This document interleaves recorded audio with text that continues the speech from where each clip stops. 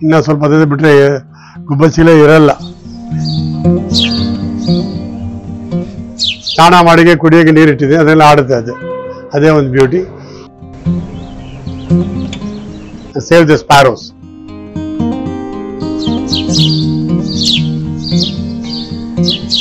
ಹಿಂದೆಲ್ಲ ಎಲ್ಲೆಂದರಲ್ಲಿ ಕೇಳುತ್ತಿದ್ದ ಈ ಶಬ್ದ ಇಂದು ಮಾಯವಾಗುತ್ತಿದೆ. ಸ್ವಚ್ಛಂದವಾಗಿ ಹಾರಾಡಿಕೊಂಡಿದ್ದ ಗುಬ್ಬಚ್ಚಿಗಳು ಇಂದು ಕಣ್ಮರೆಯಾಗುತ್ತಿವೆ. ಆದರೆ ಇಲ್ಲೊಬ್ಬರು ಇಂತಹ ಗುಬ್ಬಚ್ಚಿಗಳನ್ನು ರಕ್ಷಿಸುವ ಪಣ ತೊಟ್ಟಿದ್ದು, ಆ ಮೂಲಕ ಅಳಿವಿನಂಚಿನ ಪಕ್ಷಿ ಸಂಕುಲಕ್ಕೆ ಮರುಜೀವ ನೀಡಲು ಮುಂದಾಗಿದ್ದಾರೆ. ಹಾಗಾದ್ರೆ ಯಾರಿವರು? ಈ ಸ್ಟೋರಿ ನೋಡಿ.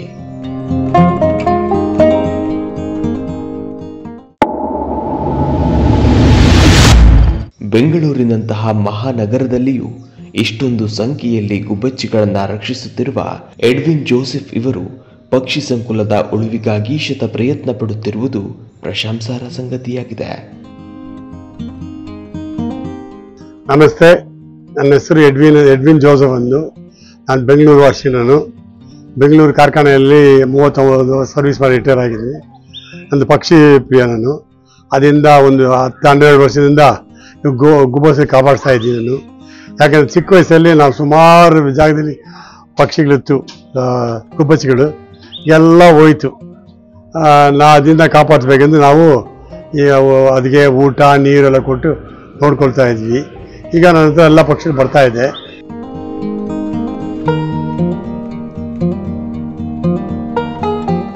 ಮುಂಚೆಲ್ಲ ಎಲ್ಲ ಕಡೆ ಗುಬ್ಬಚ್ಚಿಗಳಿತ್ತು, ಎಲ್ಲ ಹೋಯ್ತು. ಒಂದು ರೀಸನ್ ಅದಕ್ಕೆ ಕಾರಣ ಸೆಲ್ ಫೋನ್ ಟವರ್ಸು, ಕೆರೆಗೆಲ್ಲ ಹೋಯ್ತು, ಮರ ಇಲ್ಲ.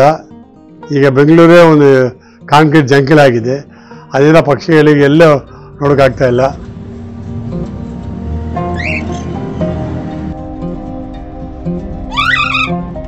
ಮುಂಚೆ ನನ್ನ ಮನೆಯಲ್ಲಿ ಮೋರ್ ದೆನ್ 200 ಇತ್ತು ಗುಬ್ಬಚ್ಚಿಗಳು.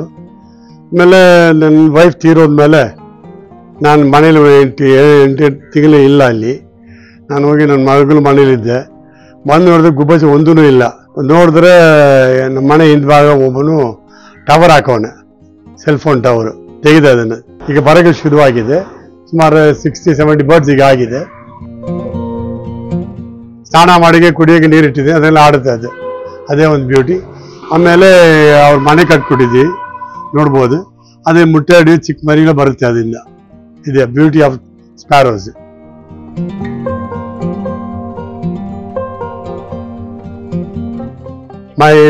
ನನ್ನ ಹೆಂಡತಿ ಫುಲ್ ಸಪೋರ್ಟ್ ಇದಕ್ಕೆ. ನಮ್ಮ ಮಕ್ಕಳು ಅಷ್ಟೇ. ಅವ್ರು ನಾಳೆ ಟೈಮಲ್ಲಿ ಅವರು ಫೀಡ್ ಮಾಡ್ತಾರೆ, ನೀರು ಹಿಡಿದು ಕಂಪ್ಲೇಂಟ್ ನೋಡ್ಕೊಳ್ತಾರೆ. ಅದೇ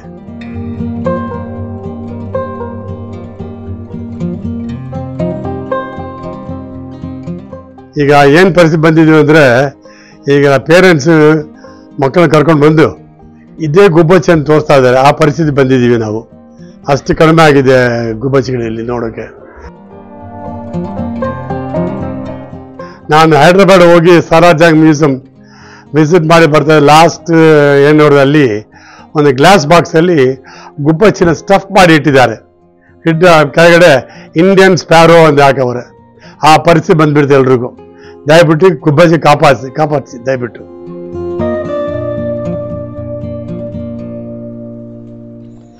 ನೋಡಿದ್ರಲ್ಲ ವೀಕ್ಷಕರೇ, ಈ ಗುಬ್ಬಚ್ಚಿ ಪ್ರೇಮಿಯ ಸ್ಟೋರಿಯನ್ನ.